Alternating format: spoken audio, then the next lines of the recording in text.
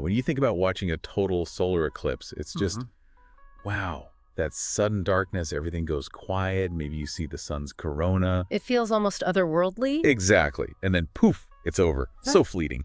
Or like a lunar eclipse, watching the moon turn that deep red color. It seems so random almost. But it's not, is it? That's the amazing thing. They're predictable down to, well, incredible accuracy. Right. Which makes you think, okay, what's the math behind it all? This whole cosmic ballet happening right on schedule. It's like this perfectly calculated race against time.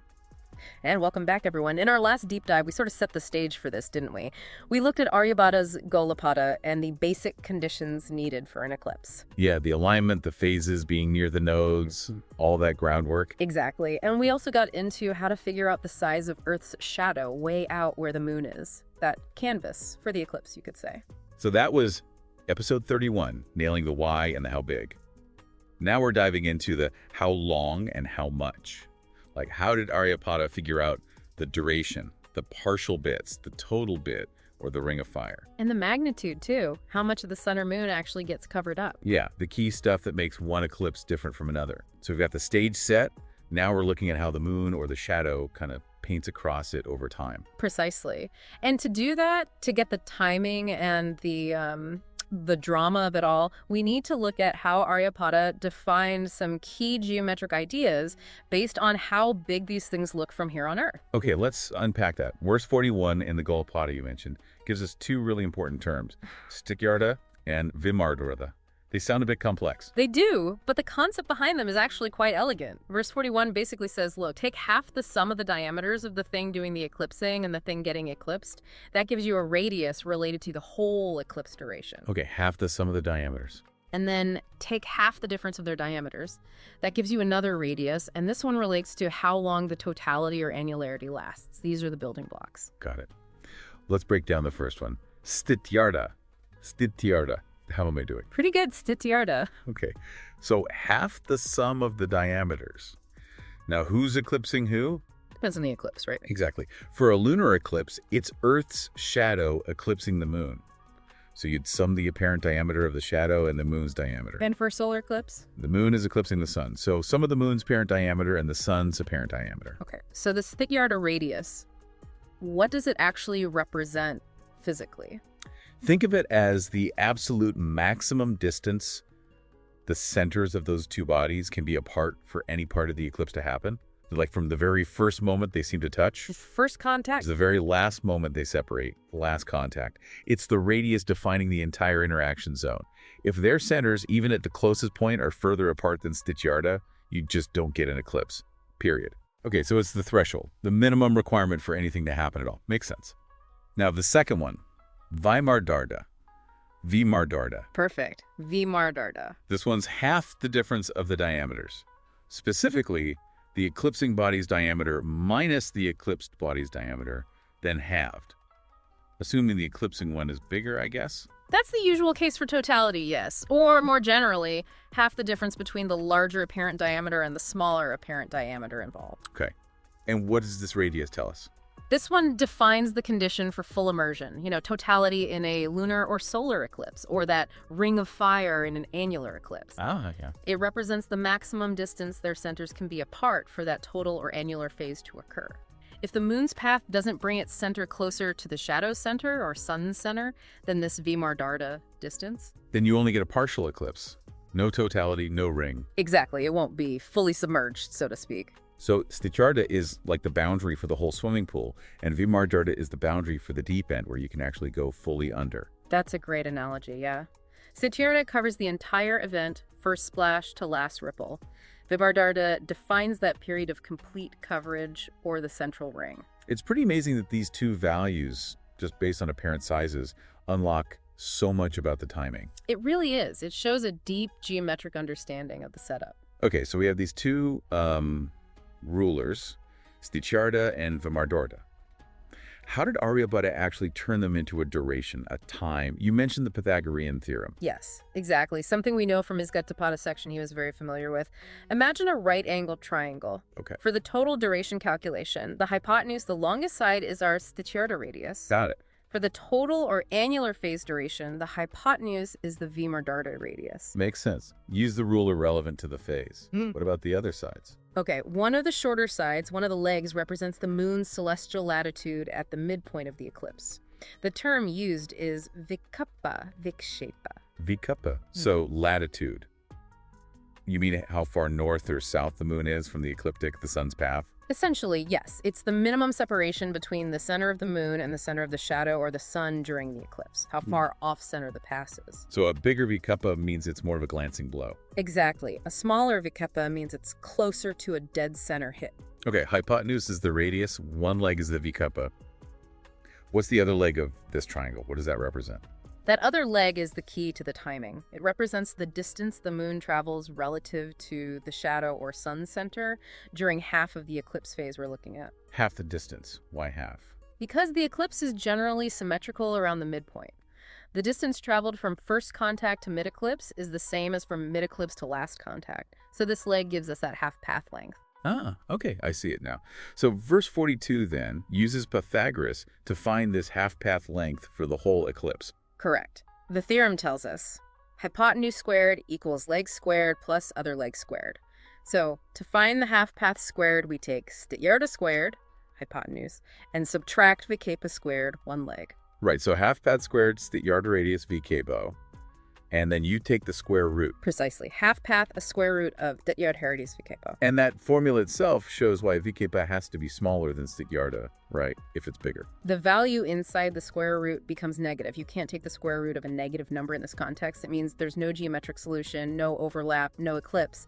The math confirms the physical condition. Cool. Okay, so now we have this half path distance, probably in some angular unit like degrees or arc minutes. How do we get time? Like minutes or hours? That's where motion comes in. We need the relative angular speed. The term used is bhukyantara, bhukyantara. Bhukyantara. Relative speed.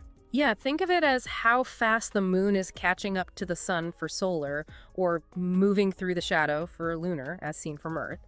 It's the difference in their apparent speeds across the sky. Okay. So you take that half path length you just calculated, which is an angular distance, and you divide it by this relative angular speed, bhukyantara.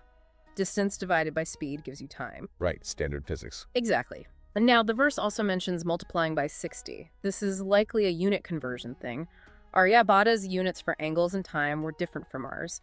Maybe converting something like degrees per day into arc minutes per nanaka, a traditional Indian unit of time, about 24 minutes. Oh, okay. To get a practical time unit. Yes. And the result of this calculation, the Sthityardhanika nāḍikās, is the time taken for half the eclipse, from start to middle or middle to end. So you just double that to get the total duration as the entire eclipse event. That's the idea. It's a really elegant link between the geometry of the sizes, the geometry of the path using Pythagoras, and the kinematics of their movement. Wow.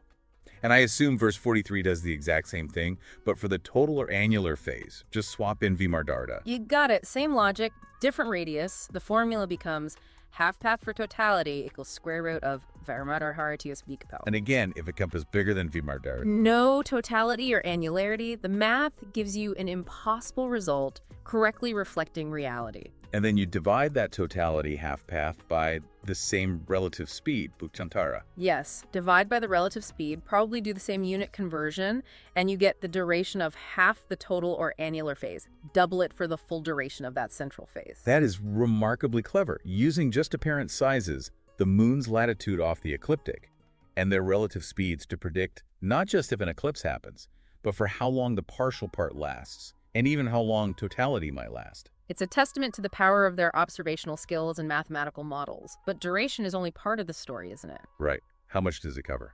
That's a big part of the experience. Exactly. And that's the magnitude, or Grāsa Grāsa, which Aryabhata tackles in verse 44. Okay, Grāsa. How do you quantify all that? The amount of coverage at the peak. Well, the core idea is about the maximum overlap at mid-eclipse. Think about how deep one circle goes into the other at their closest point. Okay. Verse 44, especially when you read it with help from later commentators who built on Aryabhata, gives us a way to calculate this depth. You take the Sthityardha radius, remember, that's the radius defining any interaction. The big one, yeah. And you subtract the minimum separation, which is that Vikṣepa, the moon's latitude at mid-eclipse. So Sthityardha minus Vikṣepa That difference tells you how much the circles are actually overlapping at the closest point. Precisely. It's the depth of the intrusion, if you like. Okay, that gives us a depth. How does that become magnitude, like a fraction or percentage? Good question. You take that overlap depth you just calculated. Sthityardha minus Vikṣepa. Right. And you divide it by the apparent diameter of the body that's being eclipsed. This is a key point clarified by later commentators. So not just any diameter, but the diameter of the thing being covered. Exactly. So for a lunar eclipse, where the moon is eclipsed, the Grāsa calculation looks like Sthityardha radius Vikṣepa, moon's diameter. Okay. And for a solar eclipse where the sun is eclipsed? It would be. It's the... Sthityardha radius Vikṣepa's sun's diameter. And what do the results mean? Like if you get 0.5? That would mean half the diameter of the eclipsed body is covered at maximum eclipse.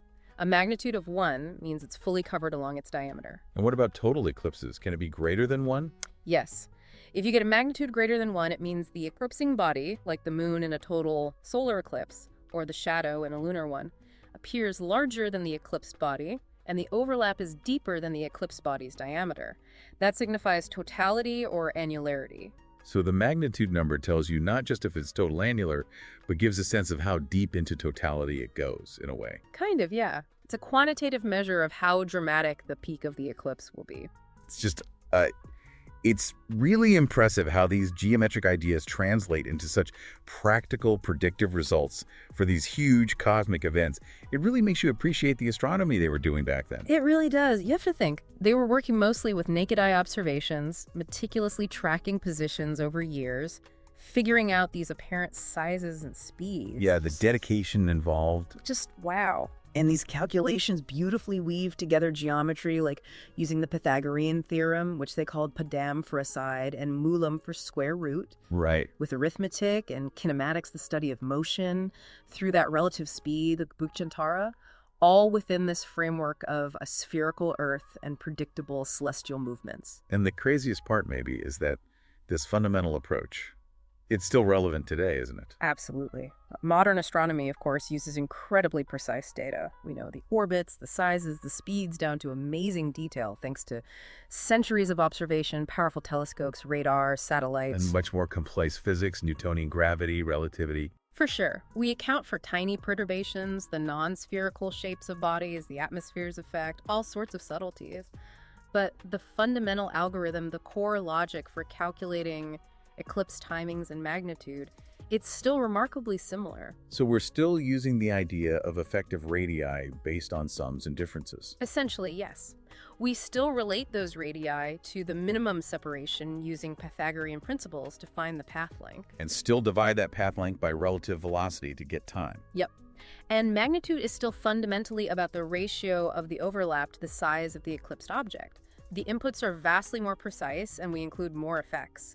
But the basic geometric and kinematic framework, a lot of that goes right back to people like Aryabhata and the Golapāda. It's kind of humbling. The core math behind predicting these amazing spectacles was being worked out so long ago. It really shows the power of observation and mathematical reasoning. It really does. It connects us across centuries to these early scientists trying to make sense of the cosmos using the tools they had. So this deep dive has been fascinating. We've really unpacked how Aryabhata used these effective radii Sthityardha and Vimardārdha and combined them with geometry, specifically the Pythagorean theorem and a relative motion. The Vikṣepa. Right. To figure out not just if an eclipse would happen, but how long the partial phase would last, how long totality or annularity might last. And even the Grāsa, the magnitude, giving a measure of how much gets covered up. We've gone from the why and how big to the how long and how much. But you know, there's still a bit more to the picture, isn't there? We know the timing and the size now, but what about how it actually looks? Like, where does the shadow start on the moon or sun? Exactly. We haven't touched on the orientation of the eclipse yet, or, for instance, why does the moon often look red during a total lunar eclipse? That's it.